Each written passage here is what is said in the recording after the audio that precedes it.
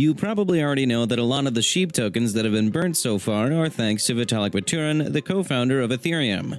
Buterin was gifted 50% of the entire SHIB supply, which was about 505 trillion SHIB when the token was launched, and he decided to burn 90% of that. This is not new knowledge. However, what a lot of people don't know is how he burned that much SHIB. But that is going to change soon because Buterin explained how this happened in a recent interview, and that's what I'll be explaining in this video, among other things, of course. Make sure to stick around. Disclaimer. Quick, if you haven't checked out my NFT collection, SHIB City, then you really want to do that right now because this is your opportunity to help push the price of Shiba Inu to $1. SHIB City is a collection of the most unique Shiba pups that you can adopt. These pups have a wide variety of interesting identities to appeal to a wide variety of interests. And just recently, we added 23 A-list Hollywood actors to the collection. We've got Johnny Depp, Keanu Reeves, Dwayne "The Rock" Johnson, and even Charlie Chapman is there as well. But as I said, this is more than owning a highly valuable NFT, it's also about doing your part to boost Shiba Inu's price. Just yesterday, we burnt 6 million SHIB tokens, and with your help, we can burn even more. To be a part of that, be sure to check out the description for all the relevant links. Hey there, SHIB Army, welcome back to the channel and thanks for joining in for another video. If you're new to the channel, you're very welcome here. On this channel, we talk about everything Shiba Inu and the Shiba Inu ecosystem. So if that's something you're interested in, consider joining the family by subscribing to the channel and hitting the notification bell so that you never miss another video. Now let's get on with the video. So, on the Up Only podcast hosted by Kobe and Ledger, Buterin explained the process he went through to burn the SHIB tokens that were given to him. There is no doubt that 505 billion tokens, which are worth about $6 billion, are not easy to just get rid of. So, it is understandable that Buterin said that burning the tokens he was given was a tedious process.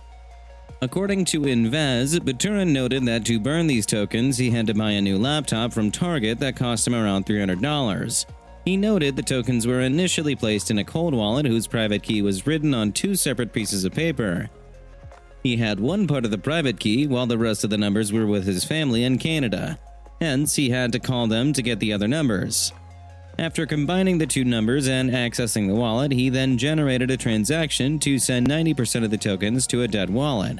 The remaining 10%, which is worth about $1.2 billion, was given to the India COVID Crypto Relief Fund. And when Buterin was asked why he sent out the tokens that he had been given, he mentioned that he didn't want to hold that much power, referring to the fact that someone who holds 50% of the amount of the token or a coin in circulation would basically be able to control the market. All of that is well and good, but I want to go back to the tediousness of burning that many SHIB. Buterin actually mentioned that the process was both scary and fun. And he said that it was scary because he was in control of so much money. According to him, he had never had so much money before. But it was also kind of fun because he had to download a program to generate QR codes and then generate the Ethereum transaction. According to Decrypt, he then scanned the QR code with his phone, copied it to the laptop, and then put it into etherscan.io/pushtx. And then he started sending the tokens. This is certainly a fun look behind the scenes to see how the whole SHIB burning thing went down. And wouldn't it be just splendid if another investor decided to burn as much or nearly as much as Buterin did? The SHIB token would get to that price that we're all looking forward to in no time at all. That said, while a burn as huge as that might be elusive, there are a lot of similar scale SHIB burn activities that have been scheduled for this year.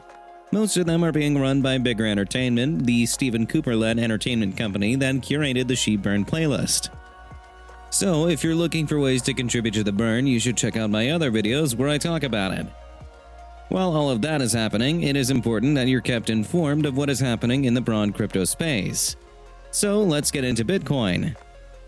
Well, Bitcoin hasn't been doing very well in the past couple of days or even weeks. The coin has dropped to what people are calling new lows as it currently goes for $36,000. In fact, analysts are saying that investors would have to call for a Hail Mary if the market will close above $39,600 in order to prevent the market from turning bearish. According to Cointelegraph, at the time of writing, BTC's price has sank to its lowest level in 6 months, and most analysts are not optimistic about an immediate turnaround. Data from Cointelegraph Markets Pro and TradingView shows that a wave of selling that began late in the day on January 20th continued into midday on Friday when BTC hit a low of $36,600.